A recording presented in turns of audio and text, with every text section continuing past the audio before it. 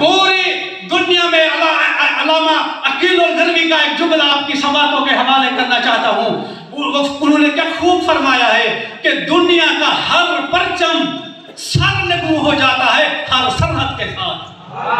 यदि आप पाकिस्तान का परचम हिंदुस्तान की किसी इमारत पर नहीं लहरा सकते हैं, आप हिंदुस्तान का परचम पाकिस्तान की हर इमारत पर नहीं लहरा सकते हैं, लेकिन हुसैन इब्न अली का परचम पूरी दुनिया पे लहराता है।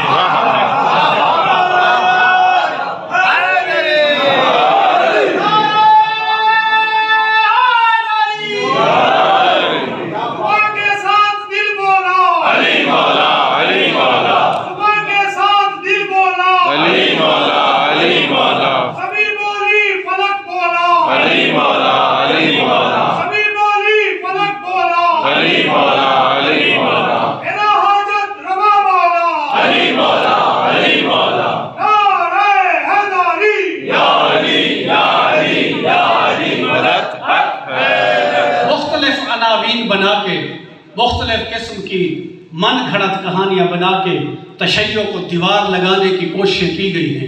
अब कहा गया है कि इस वाक़े की जिम्मेदारी दाइश ने कबूल कर ली है ताकि मक्ता